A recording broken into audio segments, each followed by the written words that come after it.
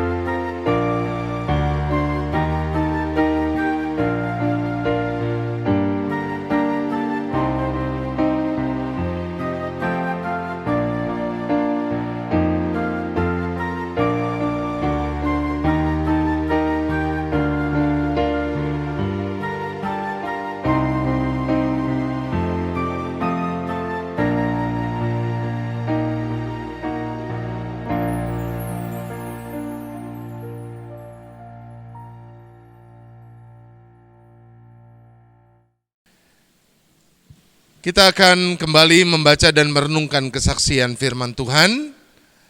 Pada malam hari ini kesaksian firman Tuhan dibacakan dari surat Rasul Paulus kepada jemaat di Korintus. 1 Korintus pasalnya yang ke-15 ayat 12 sampai 19. 1 Korintus pasal 15 ayat 12 sampai 19. Mari kita bersatu hati dalam doa. Ya Bapa, kami bersyukur untuk lawatan cinta kasih-Mu dalam kehidupan kami semua.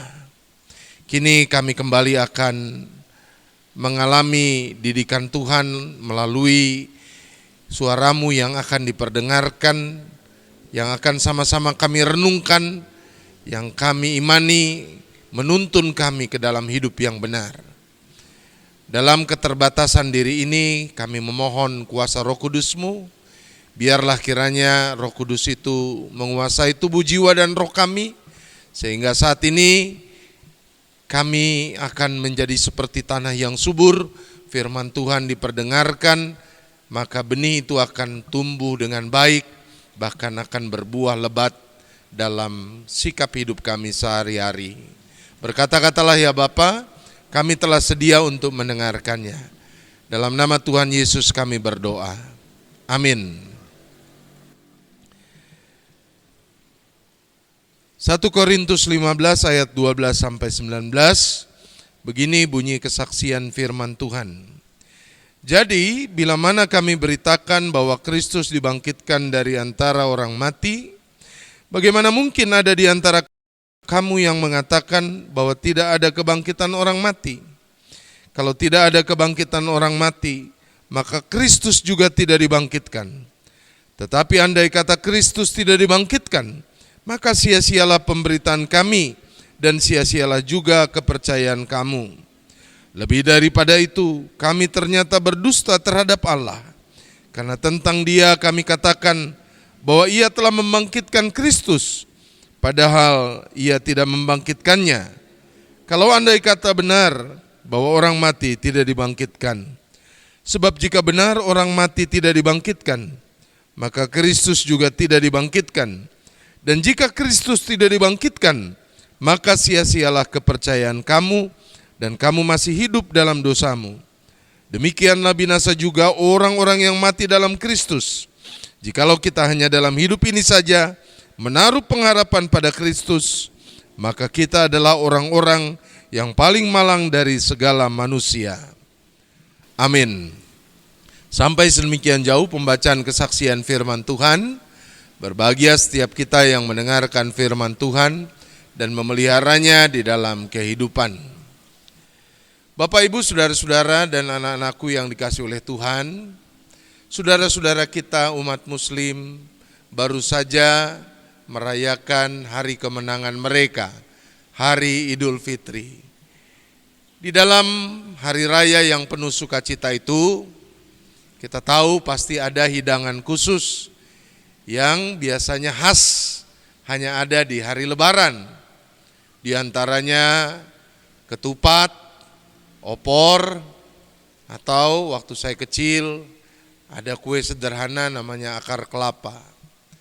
Saya yakin hidangan-hidangan yang khas itu pastilah ada filosofinya, pasti ada maksudnya. Kenapa secara khusus ditampilkan pada hari kemenangan mereka. Nah saudara, dalam kehidupan masyarakat Yahudi, hari raya Paskah merupakan hari raya yang besar. Mereka maknai betul hari raya yang satu ini. Paskah berasal dari bahasa Ibrani, Pesak, dan bahasa Yunani, To Paska. Artinya adalah melewati. Nah saudara-saudara, kalau bicara melewati, ibarat gunung, maka lereng-lerengnya sudah berhasil untuk didaki. Kalau bicara mengenai lautan, maka itu berarti samudra-samudra sudah berhasil untuk diseberangi. Karena itu saudara-saudara, ada hidangan khas juga yang dihadirkan oleh orang-orang Yahudi ketika mereka merayakan Paskah. Dari tempat mereka berada di perantauan, biasanya mereka mengambil kesempatan jikalau memungkinkan untuk kembali ke Yerusalem. Di sana mereka merayakan Paskah, dan hidangan yang biasanya selalu ada adalah gulai pahit. Terdiri dari daging domba dan sayur pahit. Kenapa soal yang pahit-pahit ini diangkat? Karena mereka mengingat bahwa dulu mereka pernah punya pengalaman yang pahit ketika mereka menjadi budak di Mesir. Namun karena intervensi Allah,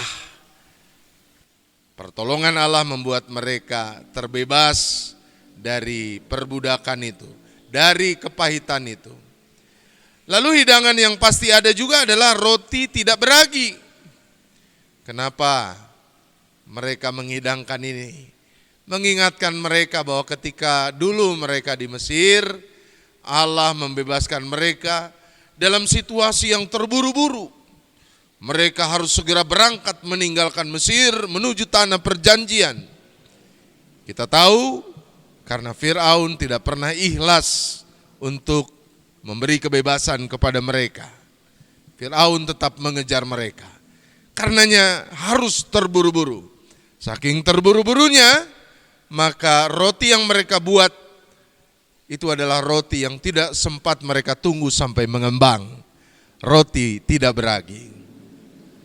Nah, Bapak, Ibu, dan saudara-saudara, lewat pengalaman bangsa Israel ini, mereka meyakini betul kalau bukan karena tangan Tuhan yang hadir mengintervensi kehidupan mereka yang berat, maka entah di mana mereka sampai saat ini. Entah masih adakah mereka sebagai sebuah bangsa atau tidak. Jadi sekali lagi hanya karena karya Allah. Pasca perjanjian baru pun demikian. Kita pun mengalami kepahitan. Kita pun mengalami kesusahan. Karena dosa-dosa yang kita lakukan. Karena pelanggaran-pelanggaran yang kita perbuat. Seharusnya upah kita adalah maut. Maut dalam pengertian kehidupan kita bersama Allah tidak ada lagi. Kita tidak lagi punya kasih sayang Allah. Kita tidak ada lagi punya relasi dengan Allah. Sangat menakutkan, sangat menyedihkan. Tetapi karena kasih Allah, maka Allah menyelamatkan kita. Dan lewat peristiwa Paskah, Allah menolong kita untuk memahami bahwa Kristus yang menyelamatkan kita itu tidak berhenti pada penderitaan, penyaliban dan kematiannya. Dia juga menghadirkan kemenangan. Maut tidak berkuasa untuk mengalahkannya. Karena itu, Bapak, Ibu, dan saudara-saudara, anak-anakku yang terkasih, peristiwa Paskah ini seharusnya memberikan kepada kita 3 keyakinan. Yang pertama, jangan lupa diri. Dalam hidup ini, kita tidak boleh mabuk oleh apa yang kita punya. Sombong dan angkuh oleh karena kita memiliki harta, memiliki jabatan, memiliki titel, memiliki segala sesuatu yang menurut standar dunia ini adalah kesuksesan. Pasti ada satu titik di mana kita membutuhkan Allah. Tanpa intervensi Allah, tanpa karya Allah, entah di mana kita saat ini. Banyak sisi kehidupan membuktikan tidak semua kok bisa dibeli dengan kekayaan. Tidak semua bisa dihadirkan melalui materi yang kita punya. Hanya karena kasih Allah, kebahagiaan yang sejati bisa kita alami. Yang kedua, pasca kemenangan itu memberikan kepada kita keyakinan untuk menjadi orang-orang yang terus berjuang dalam hidup ini. Jangan lembek, jangan seperti bubur. Jangan jadi orang Kristen yang cengeng dan gampang jatuh. Gampang putus asa. Kita punya pegangan yang kuat, yaitu Kristus Yesus yang menang. Yang ketiga, peristiwa Paskah memberikan keyakinan kepada kita bahwa kita tidak pernah sendirian dalam hidup ini. Seperti halnya Kristus menjumpai murid-muridnya, mereka yang mengalami ketakutan dalam hidup ini, maka Kristus pun akan menjumpai kita. Ada damai sejahteranya yang akan terus menyertai setiap kita yang bersedia untuk membawa perjumpaan itu sebagai bekal untuk menghadapi tantangan apapun. Bersama Kristus kita akan mampu melewati berbagai perkara. Bagi dunia ini ada hal yang tidak mungkin, ada hal yang mustahil. Tetapi bersama Tuhan segala sesuatunya menjadi mungkin. Mari kita jalani hidup kita dengan optimisme. Karena Kristus yang bangkit Allah yang menghadirkan intervensi, karyanya yang dahsyat itu akan terus menuntun kita. Amin. Mari kita berdoa. Bapa, kami bersyukur untuk firman Tuhan yang kami dengar hari ini, yang menghalau setiap pesimisme, perasaan putus asa, dan kecenderungan kami untuk tidak berani menghadapi kenyataan di depan. Hari ini melalui peristiwa Paskah kami diingatkan, semua akan bisa terlewati jikalau kami menyandarkan diri kami kepada Allah yang mengintervensi kehidupan kami, kepada Allah yang berkarya, kepada Kristus yang menang itu.